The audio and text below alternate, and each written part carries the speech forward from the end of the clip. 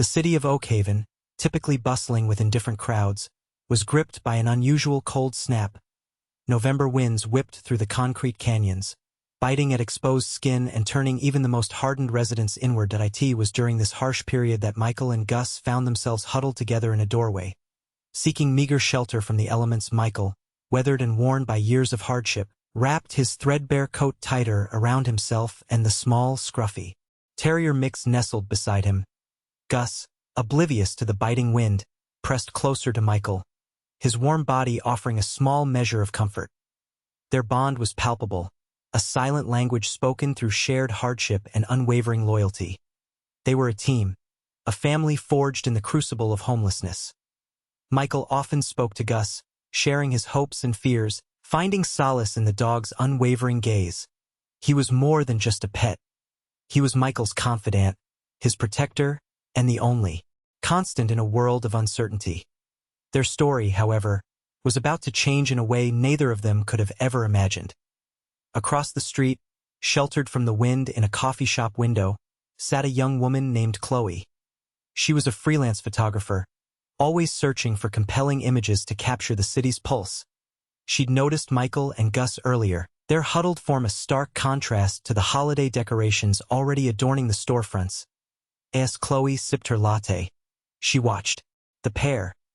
The way Gus instinctively snuggled closer to Michael, the peaceful expression on Michael's face as he slept.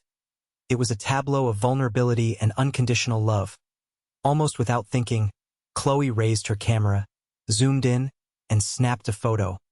She hesitated for a moment, wondering if it was exploitative.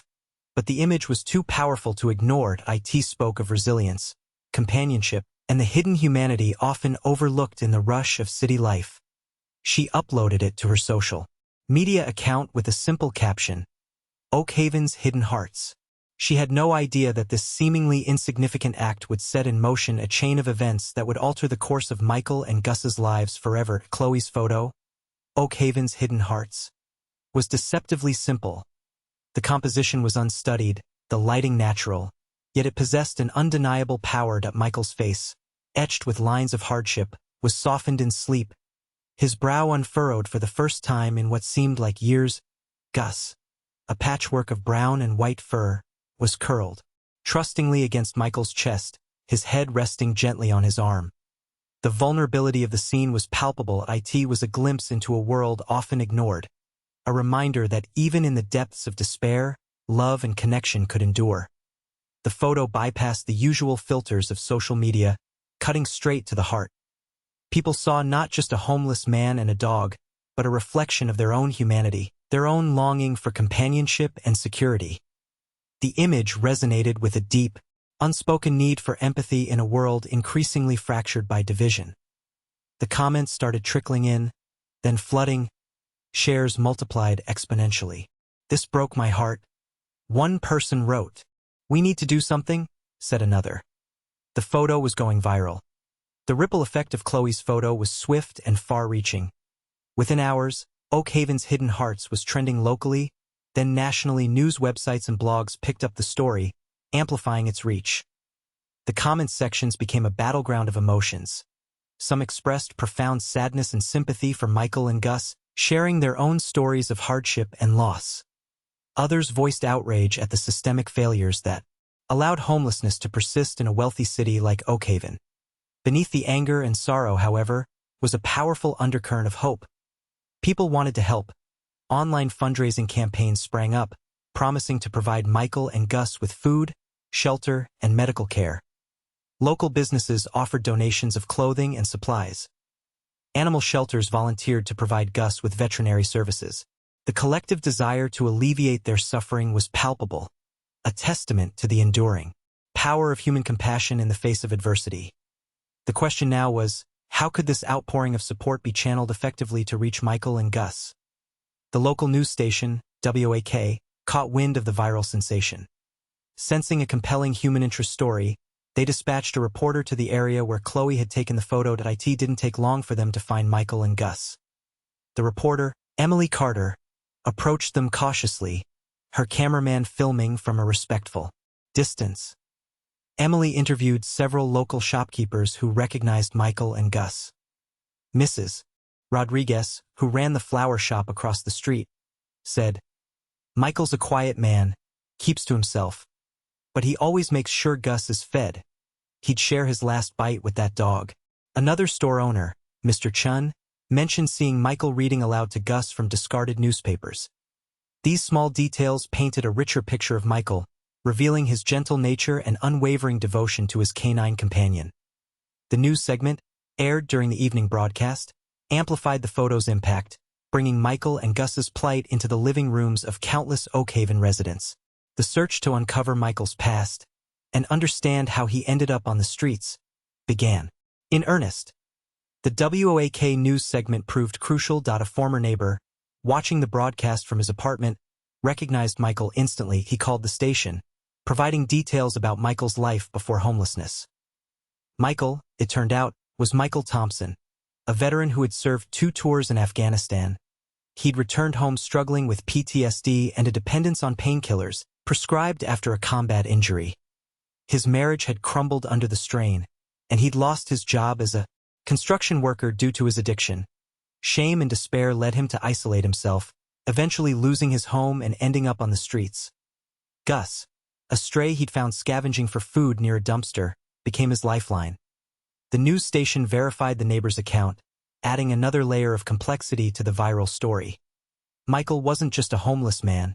He was a veteran, a husband, a worker, a human being who had fallen on hard times.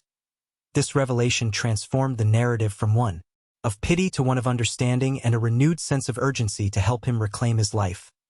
The day after the news segment aired, Michael and Gus were inundated with attention.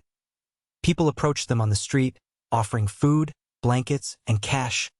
Cars slowed down, their occupants leaning out windows with words of encouragement and small donations. The online fundraising campaigns quickly surpassed their goals, generating a substantial sum of money. Michael was overwhelmed, a mixture of gratitude and suspicion warring within him. Years on the streets had taught him to be wary of strangers, to trust only Gus. He accepted the food and blankets gratefully, but he hesitated to take the money. The sudden attention felt intrusive, a violation of his hard-won privacy. He worried about being taken advantage of, about the fleeting nature of public sympathy. "It's too much," he mumbled to Gus, stroking his fur nervously. "It won't last." He couldn't shake the feeling that this sudden wave of goodwill was too good to be true, and he braced himself for the inevitable disappointment. The weight of expectation was almost as heavy as the burden of homelessness itself. Amidst the chaos of well-intentioned but often disorganized offers of help, a steady presence emerged. Sarah, a social worker with years of experience working with veterans and the homeless population, saw Michael's story on the news and felt compelled to act. She wasn't interested in fleeting fame or personal gain.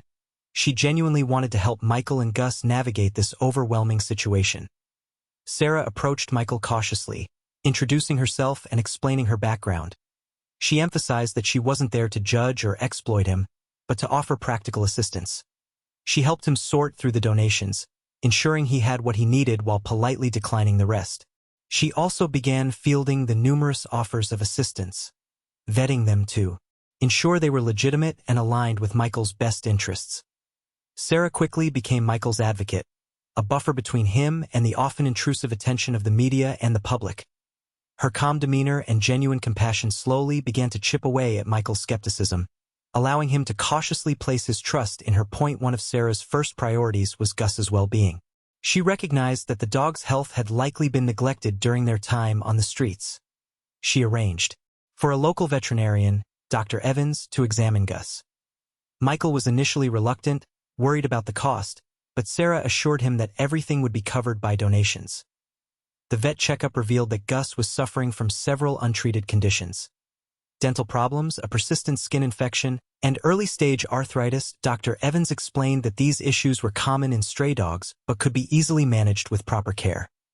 Michael felt a pang of guilt, realizing that he hadn't been able to provide Gus with the medical attention he needed. Sarah reassured him that he had done the best he could under the circumstances, and now they had the resources to make things right. The veterinarian started Gus on a course of treatment, including antibiotics, pain medication, and a special diet. Michael watched as Dr. Evans gently examined Gus, his heart swelling with gratitude and a renewed sense of hope. With Gus's health on the mend, Sarah turned her attention to finding Michael and Gus a safe place to stay. The streets were no place for them, especially with the winter weather worsening. She contacted several local motels and short-term rental agencies, explaining their situation and leveraging the funds raised through the online campaigns. After a few rejections, she found a small, pet-friendly motel willing to offer them a room for a few weeks. It wasn't much. A simple room with 2 beds and a small bathroom, but it was a haven compared to the harsh realities of the streets. The first night in the motel, Michael couldn't sleep. The soft mattress felt foreign beneath him, and the silence was deafening after years of sleeping amidst the city's constant hum. Gus, however, seemed to revel in the comfort, stretching out on the bed and letting out a contented sigh. Michael watched him, a wave of gratitude washing over him. He knew this was just a temporary solution, but for the first time in a long time, he felt a glimmer of hope that things might actually get better. Despite the comfort of the motel room and the promise of a better future, Michael wrestled with deep-seated anxieties. Years of living on the streets had taken a toll, leaving him with a profound sense of unworthiness. He questioned whether he deserved the help he was receiving, plagued by the belief that he was a failure. The fear of relapsing into addiction loomed large, a constant threat to his newfound stability. He worried that he would squander the opportunity he had been given, proving everyone's initial skepticism right. Adjusting to life off the streets was also proving difficult. The structure and routine of daily life felt foreign after years of existing in survival mode. He missed the anonymity, the freedom from expectations. The weight of responsibility, the pressure to succeed, felt almost unbearable at times. He often found himself gazing out the motel window, longing for the simplicity of his former life, even with its hardships. The internal battle was far from over. Recognizing Michael's internal struggles, Sarah knew that providing him with housing and basic necessities was only the first step. She understood that addressing his underlying issues, the PTSD, the addiction, the feelings of unworthiness, was crucial for his long-term recovery. She gently suggested therapy, explaining that it could provide him with the tools and support he needed to heal. Michael was hesitant at first, resistant to the idea of opening up to a stranger. But Sarah patiently explained the benefits of therapy, emphasizing that it was a sign of strength, not weakness. She connected him with a therapist specializing in trauma and addiction, Dr. Ramirez, who had experience working with veterans. She also introduced him to a local support group for veterans struggling with similar issues. Slowly, Michael began to open up, sharing his experiences and confronting his demons. The therapy sessions were difficult and emotionally draining, but he started to feel a sense of release, a glimmer of hope that he could overcome his past and build a better future. As Michael made progress in therapy, Sarah began exploring job opportunities for him. She knew that financial independence would be crucial for his long-term stability and self-esteem. The local business owner, Mr. Peterson, who ran a landscaping company, had been deeply moved by Michael's story. He contacted Sarah, offering Michael a job as a groundskeeper. Mr. Peterson understood Michael's past and was willing to give him a second chance. The job involved maintaining the grounds of the company's office building, mowing lawns, trimming hedges, and planting flowers. It was simple, honest work that allowed Michael to be outdoors and active. Michael was initially hesitant, unsure if he was ready to return to the workforce. But Sarah encouraged him to give it a try, emphasizing that it would give him a sense of purpose and accomplishment.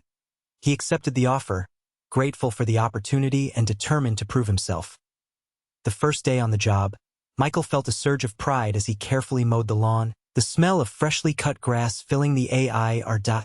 As Michael diligently attended therapy and found purpose in his new job, Gus underwent his own transformation. With regular meals and veterinary care, his health improved dramatically. His coat became shinier, his eyes brighter, and his energy levels soared. The persistent skin infection cleared up, and the pain from his arthritis subsided, allowing him to move more freely. Gus became more playful, chasing squirrels in the park and bounding around with newfound enthusiasm. He seemed to sense Michael's own healing process, mirroring his improved mood with his own exuberance. The two were inseparable, their bond deepening with each passing day. Gus's playful antics brought joy and laughter into Michael's life, reminding him of the simple pleasures he had forgotten. He often took Gus to work with him, where the dog would happily greet visitors and employees, becoming a beloved mascot for the landscaping company. Gus's transformation was a visible testament to the power of love, care, and second chances. One evening, after a particularly stressful day at work, Michael found himself battling familiar cravings.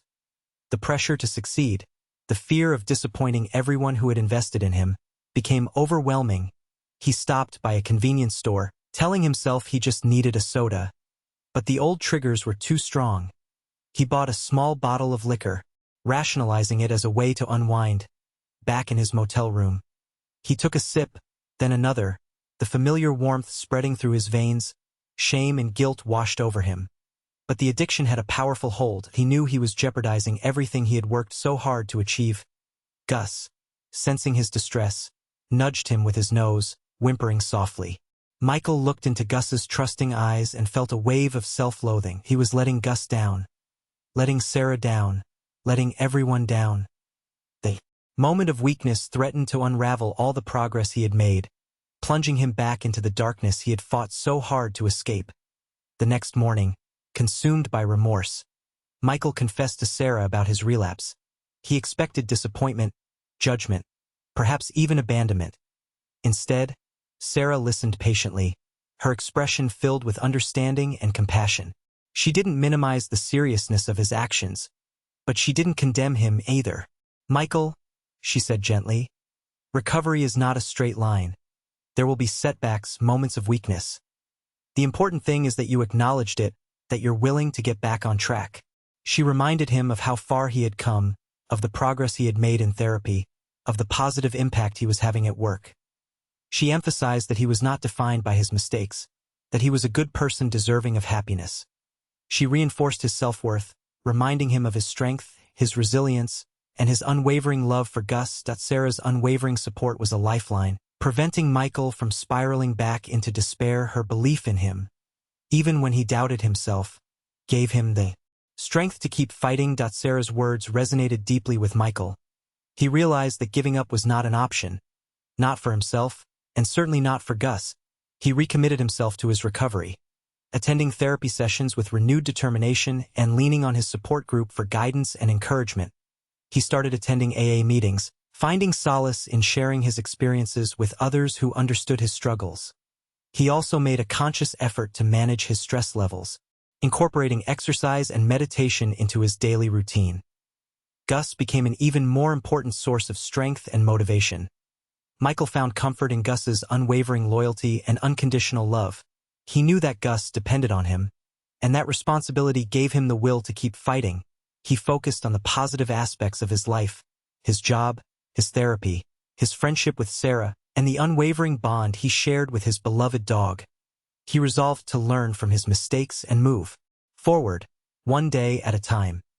After several months of consistent progress, Michael reached a significant milestone. He qualified for permanent housing. With Sarah's help, he navigated the complex application process and secured a small but affordable apartment in a quiet neighborhood. It wasn't much. A one-bedroom unit with a small kitchen and bathroom. But it was a place to call his own, a sanctuary where he and Gus could finally settle down. The day they moved in was filled with emotion. Michael felt a sense of accomplishment he hadn't experienced in years. He carefully unpacked his belongings, arranging them with a sense of pride and ownership. Gus, sensing the significance of the moment, wagged his tail excitedly, exploring every corner of their new home.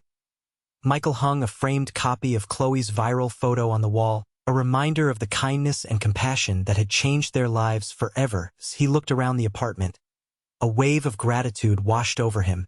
He was finally home. Now stable and employed, Michael felt a strong desire to give back to the community that had supported him during his darkest hours. He began volunteering at the local homeless shelter, the same shelter he had once relied on for food and shelter. He shared his story with the residents, offering encouragement and hope. He spoke openly about his struggles with addiction, his battles with PTSD, and the importance of seeking help. He listened to their stories, offering a compassionate ear and a non-judgmental perspective. He brought Gus with him to the shelter, knowing that the dog's presence could bring comfort and joy to those who were struggling. Michael's experiences resonated deeply with the residents, many of whom were veterans or battling similar demons. He became a beacon of hope, a living example that recovery was possible, that a life of dignity and purpose could be reclaimed. He found fulfillment in helping others, realizing that his own journey had given him a unique ability to connect with those who were still lost in the darkness. Chloe's photo, Oakhaven's Hidden Hearts, continued to circulate online, its impact far exceeding her initial expectations. It had sparked a wave of compassion and generosity, not only for Michael and Gus but for countless others struggling with homelessness and addiction. The local community had become more aware of the challenges faced by veterans and the importance of providing support and resources. The viral photo had also inspired policy changes, leading to increased funding for homeless shelters and mental health services in Oakhaven. It served as a reminder that even a single act of kindness, captured in a simple image, could have a profound and lasting impact. Chloe, overwhelmed by the positive response, continued to use her photography to raise awareness about social issues, documenting the stories of those who were often overlooked and forgotten.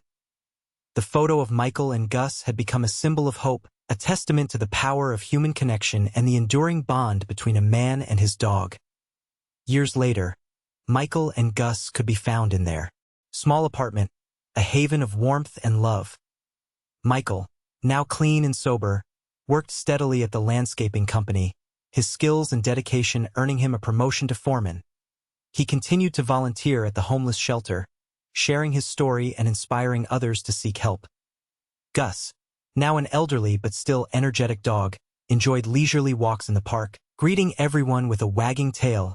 He remained Michael's constant companion, a reminder of the unwavering loyalty and unconditional love that had helped him through his darkest times. Michael often reflected on the chain of events that had transformed their lives, marveling at the power of a single photograph to spark compassion and create positive change. He knew that their journey was far from over, but he faced the future with hope and determination, grateful for the second chance he had been given. Their story stood as a testament to the enduring bond between a man and his dog, and the transformative power of human connection.